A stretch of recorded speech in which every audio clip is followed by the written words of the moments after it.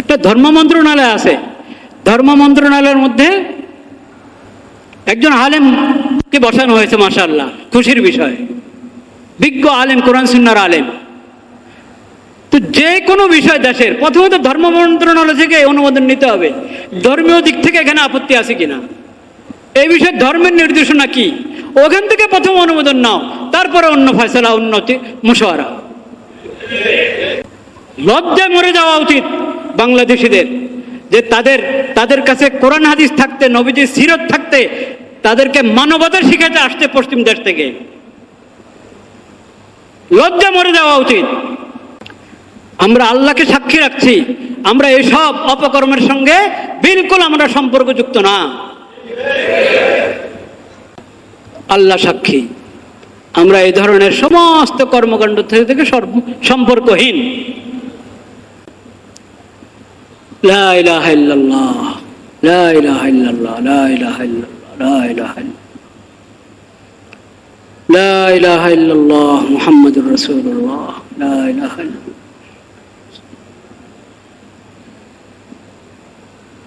আরো কাকে এখানে পাঠাবে,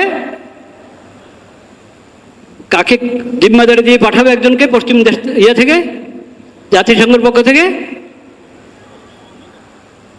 আবাসিক সমন্বয়কারী। ওই আবাসিক সমন্বয়কারী কি জানেন? সমকামী। বলেন নাউজুবিল্লাহ।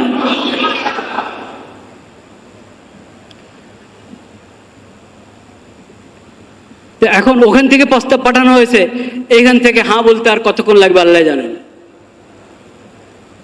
যদি বিবেক থাকে, যদি বর্তমান সরকার ভালোই তো করছিল, অনেক কাজ তো ভালোই করছিল, সুন্দর করছিল, এই শেষ সময় যদি নিজের ইজ্জত রেখে দিতে চায়, তাহলে তাদেরকে এই দপ্তর এর ফয়সালা উদ্রহ করতে হবে এবং এই ধরনের এই বিকৃত মস্তিষ্ক লোকদেরকে, বেহায়া বেলাদা লোকদেরকে এই দেশে আসার অনুমতি দেওয়া থেকে বিরত থাকতে হবে।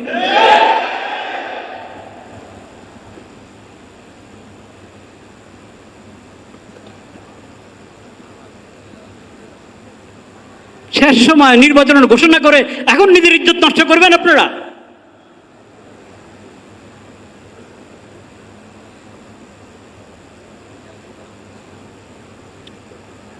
এসব হারাম কাজ অন্তর্বর্তীকালীন সরকার করক তাও হারাম, নির্বাচিত সরকার করক তাও হারাম, যেই করক এসব কাজ হারাম। ঈমান রক্ষা করো, ঈমান রক্ষা করো, চরিত্র রক্ষা করো। ঈমান বিনষ্টকারী, চরিত্র বিনষ্টকারী, আখলাক বিনষ্টকারী কোনো কিছুর অনুমোদন এই দেশে চলতে পারে না। এটা তাওহীদের জমিন। আল্লাহ তাআলা হেফাজত করেন। আলহামদুলিল্লাহ নাহমাদুহু ওয়া নাস্তাঈনুহু ওয়া নাস্তাগফিরুহু ওয়া নু'মিনু বিহি ওয়া নাতাওয়াক্কালু আলাইহি ওয়া নাউযু বিল্লাহি মিন শুরুরি আনফুসিনা ওয়া মিন সাইয়্যাতি আ'মালিনা। من يهده الله فلا مضل له ومن يضلل فلا هادي له وأشهد أن لا إله إلا الله وحده لا شريك له وأشهد أن محمدا عبده ورسوله. اللهم صل على سيدنا مولانا محمد النبي وعلى آله وصحبه وسلم تسليما.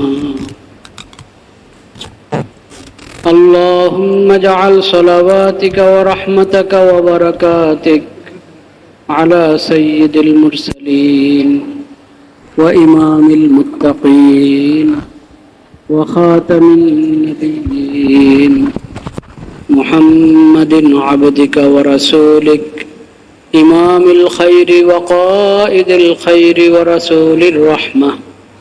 اللهم ابعثه مقاما محمودا يغبطه به الأولون والآخرون أعوذ بالله من الشيطان الرجيم بسم الله الرحمن الرحيم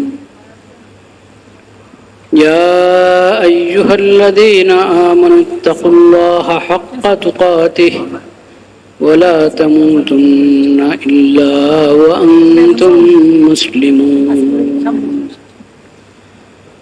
صدق الله مولانا العظيم وصدق رسوله النبي الكريم ونحن على ذلك من الشاهدين والشاكرين والحمد لله رب العالمين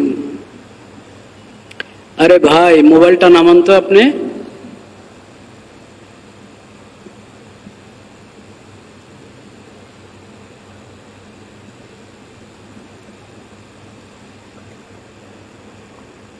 أستغفر الله الذي لا إله إلا هو الحي القيوم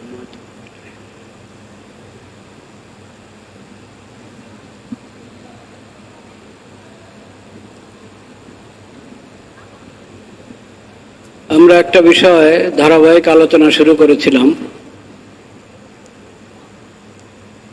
দেখি আল্লাহ তৌফিক দিলে ও বিষয়ে কিছু কথা হয়তো হবে ইনশাআল্লাহ আর না হয় আগামী সপ্তাহে হবে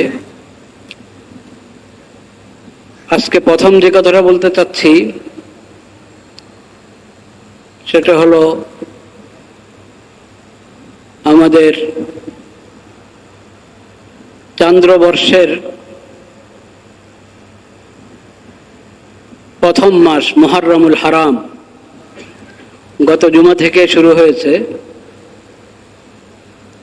আজকে 8 মুহররম আগামীকাল 9 মুহররম এর পরের দিন 10 মুহররম আশুরা এসব বিষয়ে আলহামদুলিল্লাহ আমাদের জানা আছে সব সময় সব মৌসুমেই আমরা প্রতি বছরে মুহররম আসে আশুরা আসে তখন আলোচনা শুনি নিজেরা পড়াশোনা করি সেজন্য লম্বা আলোচনার প্রয়োজন নাই শুধু 2-3টা কথা আরজ করতে চাচ্ছি প্রথমত হলো প্রতি চন্দ্র মাসের হেলাল দেখে নতুন চাঁদ দেখার পর আমরা দোয়া পড়ে থাকি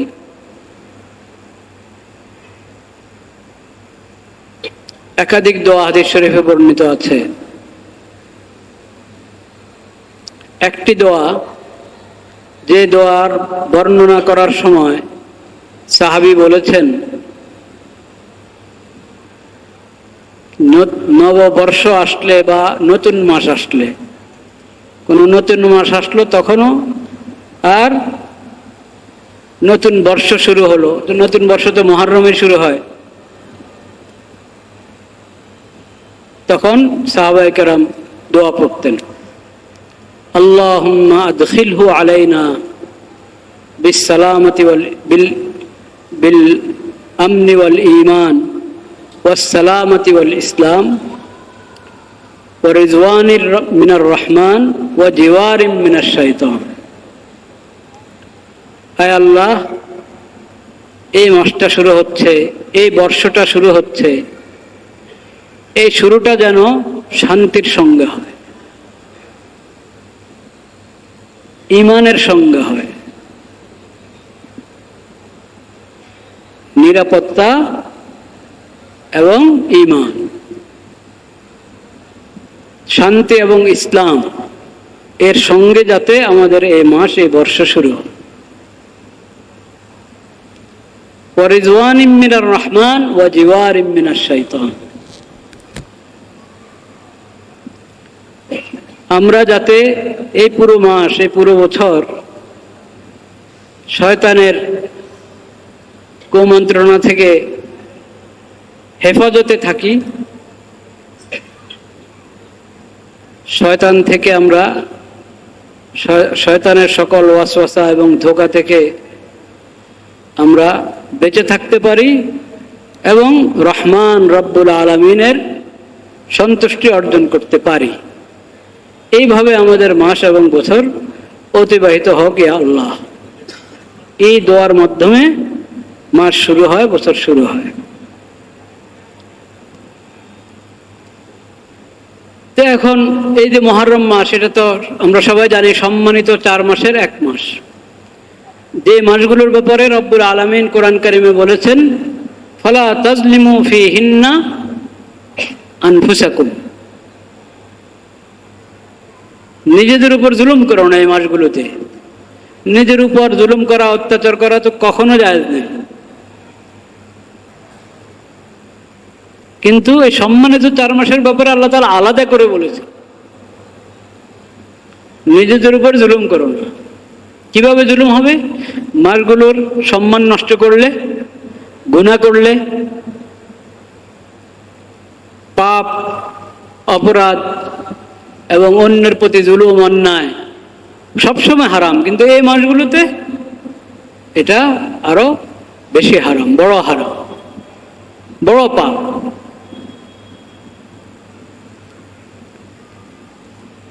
তো মুহররমে আমরা এক তো সবসময় যেটা কাজ, আল্লাহর ফরজগুলো আদায় করা এবং আল্লাহ যা নিষেধ করেছেন, হারাম করেছেন, সেসব কাজ থেকে বেঁচে থাকা। আর একটা হলো নফল রোজা। এই মাসে বেশি বেশি নফল রোজা রাখা ভালো, বিশেষভাবে 10 তারিখে।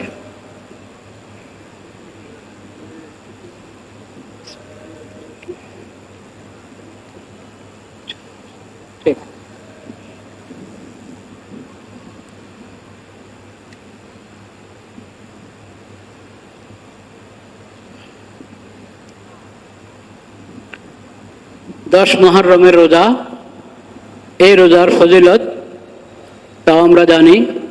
নবী করিম সাল্লাল্লাহু আলাইহি সাল্লাম বলেছেন, 1 বছরের গুনাহ আল্লাহ ক্ষমা করে দেন এই রোজার বরকতে।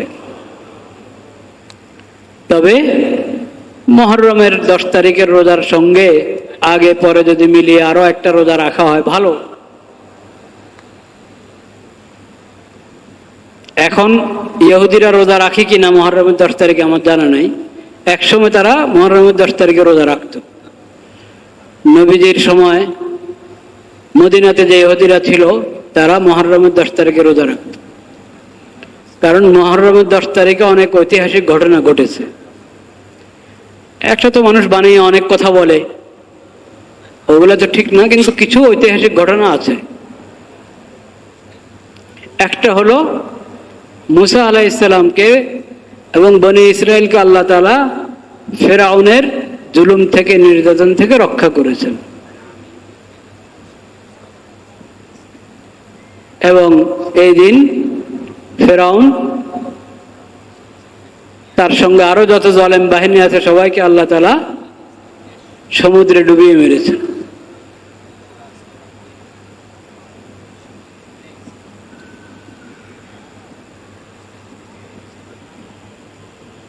এই নিয়ামতের শুকর হিসাবে তারাও রোজা রাখত।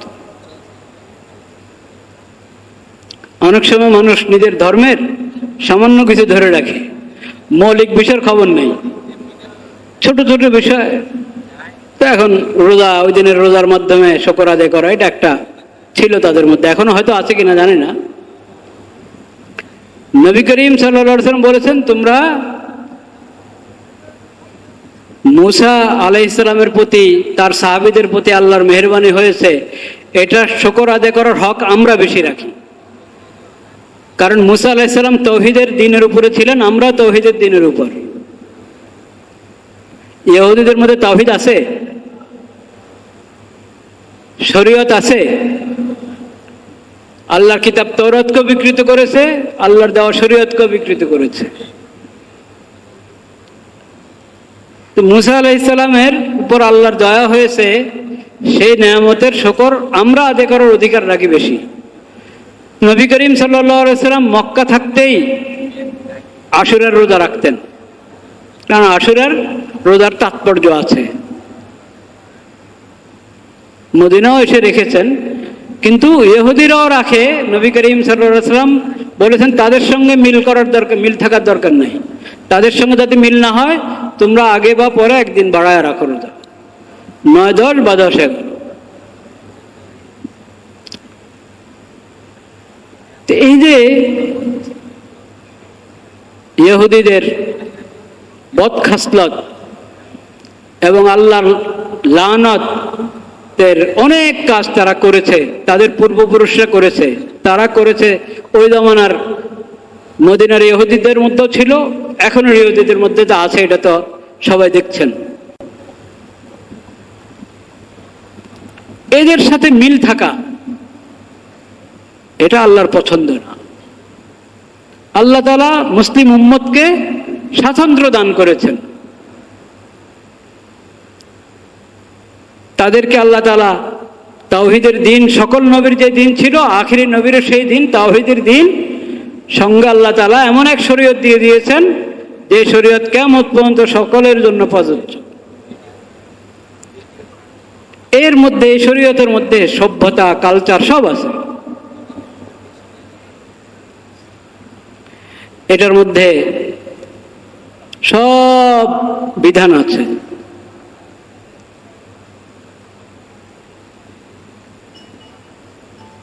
মুসলিম উম্মতকে আল্লাহ তাআলা কোনো দিক থেকে ফকির বানান নাই, যে তারা কোনো বিষয়, দিন শরীয়তের কোনো বিষয়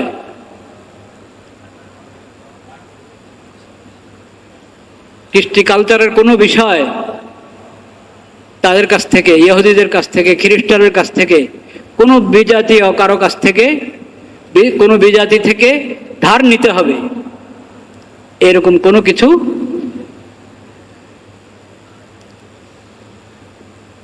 কোনো অভাব, কোনো কমি এই দ্বীনের মধ্যে, এই শরীয়তের মধ্যে নাই।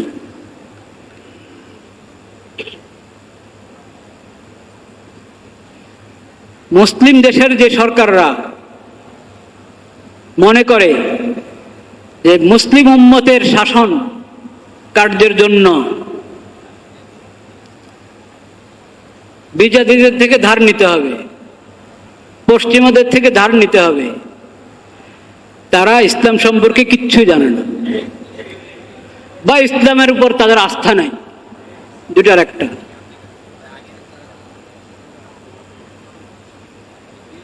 আপনি আল্লাহর শুকর আদায় করবো আমরা।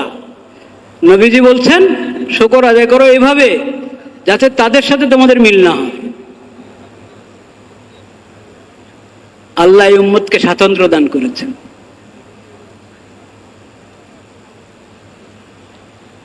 বেশভূষা বলেন, আমাদের নিজস্ব বেশভূষা আছে।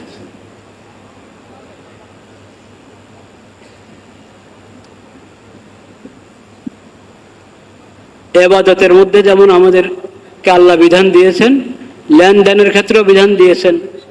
আজকালের ভাষায় যদি বলি, অর্থনীতির ব্যাপারে কোরআন এবং হাদিসে হেদায়েত আছে কি নাই? শিক্ষানীতি আছে কি নাই? আছে।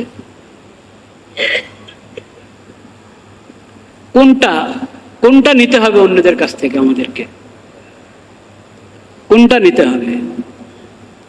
মানবতার শিক্ষা নিতে হবে পশ্চিমাদের থেকে, যারা মানবতাকে জবাই করে তাদের কাছ থেকে মানবতার শিক্ষা নিতে হবে, মানবাধিকারের দপ্তর করতে হবে।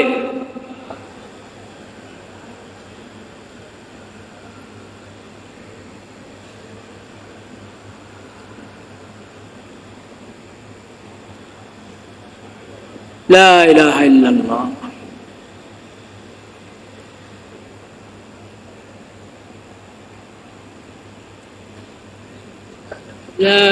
ইল্লাল্লাহ। এখানে কি মনে হয় দোয়া চেয়েছে কোনো বিষয় নাকি? মনের আশার জন্য, পূরণের জন্য দোয়া, সাথে এই হাদিয়া। দোয়ার কোনো হাদিয়া হয় না, দোয়ার কোনো কি হয় না, হাদিয়া আলাদা জিনিস, দোয়া আলাদা জিনিস। এই ভুল অনেকেই করে, এই ভুল আমরা অনেকেই করি। হুজুর দোয়া করেন, সাথে একটা নোট ধরায় দিবে আপনাকে। হাদিয়া দেওয়ারও নিয়ম জানে না, দোয়া চাওয়ার নিয়ম জানে না।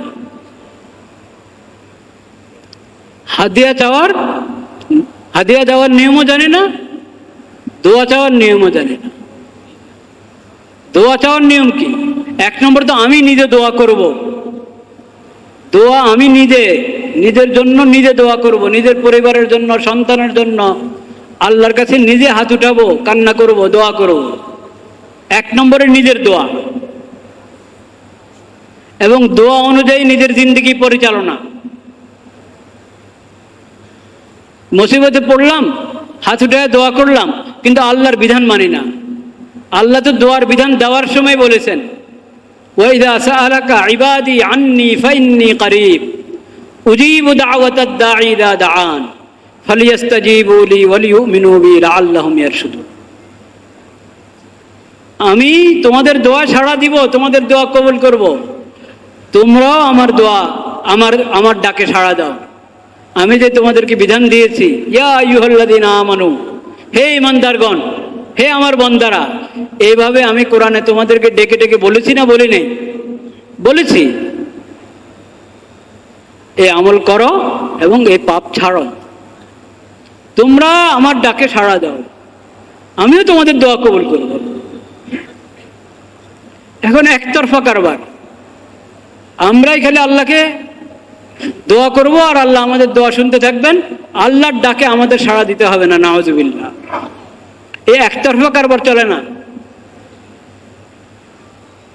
নিজের দোয়া নিজে করতে হবে এবং আল্লাহর ডাকে সাড়া দিতে হবে। 3 নম্বরে হলো আপনি কারো কাছে দোয়া চাবেন, হুজুর আমার জন্য একটু দোয়া করেন, ভাই আমার জন্য একটু দোয়া করেন। আমাদের নবীজি সাল্লাল্লাহু আলাইহি ওয়াসাল্লাম দোয়া চেয়েছেন।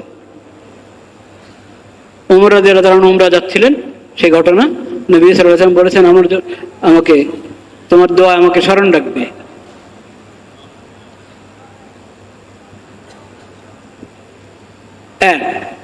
এটা হলো দোয়ার বিষয়। হাদিয়া এটা সম্পূর্ণ আলাদা। হাদিয়া দিবেন, হাদিয়া মোহাব্বতের জন্য ইকরাম হিসাবে দেওয়া হয় একজনকে, মোহাব্বতের দাবিতে। এটা সদকা না। সদকা আর হাদিয়া এক জিনিস না। সদকা আলাদা, হাদিয়া আলাদা।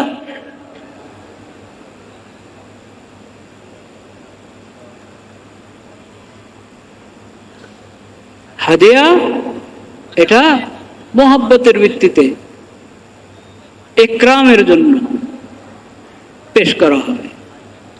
আপনি হাদিয়া দিয়ে যদি মনে করেন যে আমি করুণা করলাম, তার প্রতি দয়া করলাম, এটা কখনো হাদিয়া হলো না।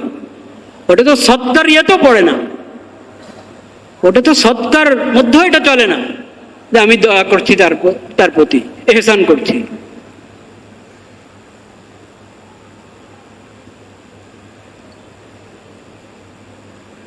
কাসেম নানতুবি রহমতুল্লাহ আলাইহি বলেছেন, দারুল উলুম দেওবন্দের প্রতিষ্ঠাতাদের অন্যতম কাসেম নানতুবি রহমতুল্লাহ আলাইহি বলেছেন, আমরা মানুষের হাদিয়া গ্রহণ করি যে মোহাব্বতের সাথে হাদিয়া দেয়, তার হাদিয়া গ্রহণ করি। যে মনে করো যে হাদিয়া দিয়ে দয়া করতেছে, এহসান করতেছে, সেটা আমরা গ্রহণ করি না।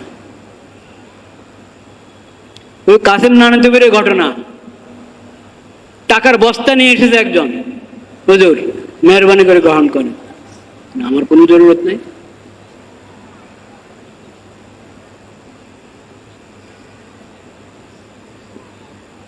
হুজুর আপনি অনেক বলার পর যখন তাহলে আপনি আশেপাশে আপনার কত মানুষ আছে তাদেরকে আপনি দিয়ে দেন। তুমি দিয়ে দাও, আমাকে দিয়ে কাজ নিবা কেন? তুমি দিয়ে দাও। নিলে না, সে হজরতের জুতার মধ্যে ঢুকাইয়া দিছে, হজরতের জুতাতে ঢুকাইয়া দিছে। তো হজরত জুতা পরবেন কিভাবে? জুতা পরার জন্য জুতা নাড়া দিয়েছেন, জুতা থেকে ওগুলো পড়েছে, হজরত ধরেন নাই। তো ওই লোক তো দিয়ে চলেই গেছে, ঠিক আছে দিয়ে দাও। চারপাশে অসহায় গরিব যারা আছে তাদেরকে বন্টন করে দিয়ে দাও। কিন্তু আরেকজনে 5 রুপি দিল, সেটা গ্রহণ করেছে, সেটা গ্রহণ করেছে। লাখ টাকা গ্রহণ করেন নাই, কিন্তু 5 রুপি গ্রহণ করেছেন, 1 রুপি গ্রহণ করেছেন।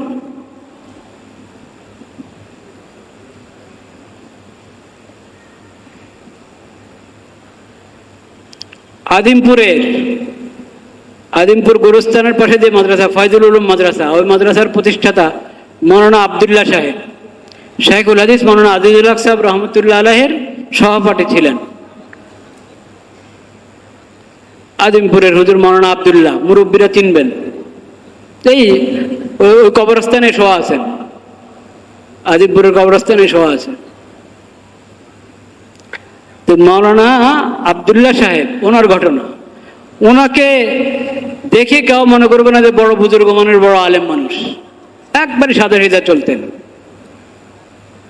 এমন শাইখুল হাদিস সাহেবের সহপাঠী, ভালো আলেম ছিলেন, ভালো বুজুর্গ ছিলেন, বড় বুজুর্গ ছিলেন, কিন্তু প্রসিদ্ধি ছিল না। শাইখুল হাদিস সাহেবের দুনিয়া চিনে, ওনাকে কয়জনে চিনত? মৌলানা আবদুল্লাহ সাহেবের ঘটনা, কোন এক বাড়িতে,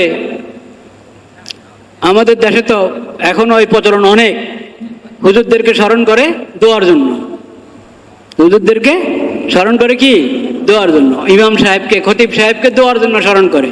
ওনাদের কাছ থেকে দোয়াই তো নিবে, আর কি নিবে? ওনাদের কাছ থেকে দোয়া নেওয়া ছাড়া আর কি নিবে? পানি পড়া নিবে আর দোয়া নিবে, এই তো। এখানে অনেক পানি পড়া দিতে হয় আমাকে।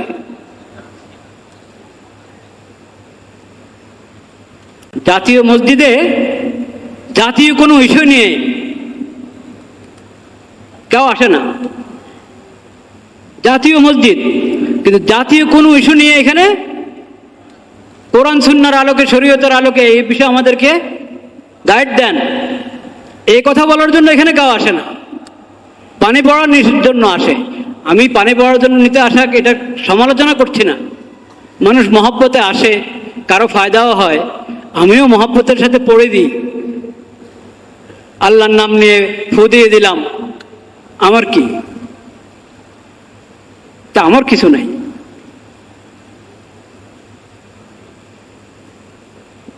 কিন্তু আমার কথা হলো, আসে শুধু পানি পড়ার জন্য, আসে হুজুর দোয়া রাখেন, দোয়া করেন, এই কথার জন্য। এই কথার জন্য আসে না যে জাতিসংঘের দপ্তর ঢাকাতে তাদের অফিস করার জন্য, দপ্তর করার জন্য কথা উঠছে, এটা কি আমাদের জন্য ঠিক হবে? হুজুর কোরআন সুন্নাহর আলোকে একটু বলেন। এটা লালবাগ শাহী মসজিদের খতিবের কাছেও যায় নাই, চকবাজার শাহী মসজিদের খতিবের কাছেও যায় নাই, আন্দরকিল্লার খতিবের কাছেও যায় নাই, বয়তুল মোকাররম জাতীয় মসজিদের খতিবের কাছেও আসে নাই।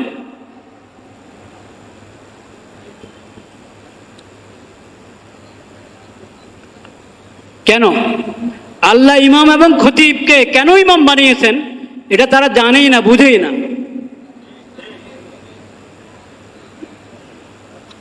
ঈমানের পর সর্বোচ্চ ইবাদত নামাজ।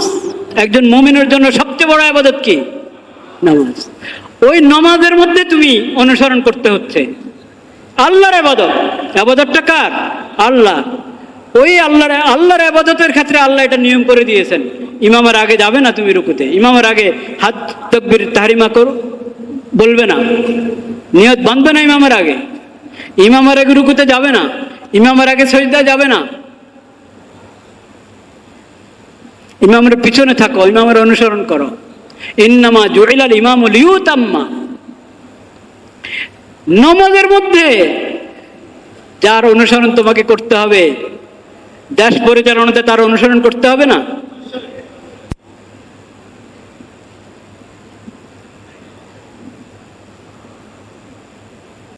একটা ধর্ম মন্ত্রণালয় আছে, ধর্ম মন্ত্রণালয়ের মধ্যে একজন আলেমকে বসানো হয়েছে, মাশাআল্লাহ, খুশির বিষয়, বিজ্ঞ আলেম, কোরআন সুন্নাহর আলেম।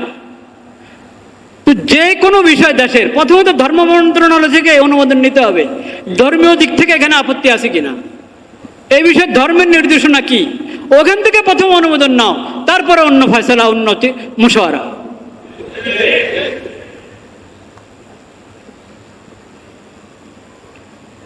লজ্জায় মরে যাওয়া উচিত বাংলাদেশিদের, যে তাদের কাছে কোরআন হাদিস থাকতে, নবীজির সিরত থাকতে, তাদেরকে মানবতা শিখাতে আসতে পশ্চিম দেশ থেকে।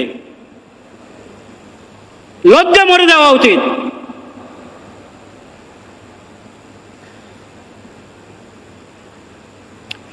আমরা আল্লাহকে সাক্ষী রাখছি, আমরা এসব অপকর্মের সঙ্গে বিলকুল আমরা সম্পর্কযুক্ত না।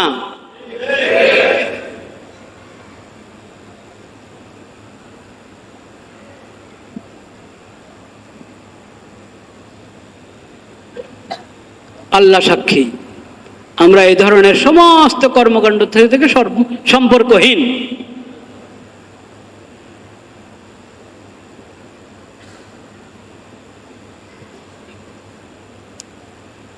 লা ইলাহা ইল্লাল্লাহ, লা ইলাহা ইল্লাল্লাহ, লা ইলাহা ইল্লাল্লাহ, লা ইলাহা ইল্লাল্লাহ, লা ইলাহা ইল্লাল্লাহ মুহাম্মাদুর রাসূলুল্লাহ, লা ইলাহা ইল্লাল্লাহ। আরো কাকে এখানে পাঠাবে,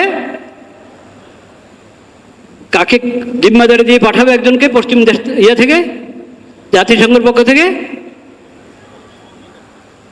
আবাসিক সমন্বয়কারী।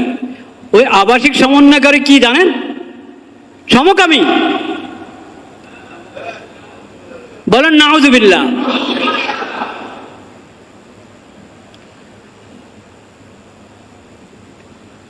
এখন ওখান থেকে প্রস্তাব পাঠানো হয়েছে, এখান থেকে হ্যাঁ বলতে আর কতক্ষণ লাগবে আল্লাহ জানেন। যদি বিবেক থাকে, যদি বর্তমান সরকার ভালোই তো করছিল, অনেক কাজ তো ভালোই করছিল, সুন্দর করছিল, এই শেষ সময় যদি নিজের ইজ্জত রেখে যেতে চায়, তাহলে তাদেরকে এই দপ্তর এর ফয়সালা উদ্রোহ করতে হবে এবং এই ধরনের এই বিকৃত মস্তিষ্ক লোকদেরকে, বেহায়া বেলাদা লোকদেরকে এই দেশে আসার অনুমতি দেওয়া থেকে বিরত থাকতে হবে।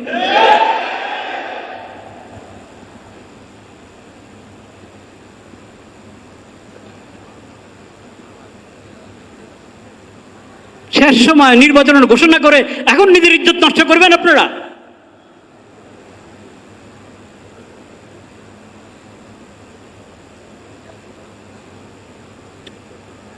এসব হারাম কাজ অন্তর্বর্তীকালীন সরকার করক তাও হারাম, নির্বাচিত সরকার করক তাও হারাম,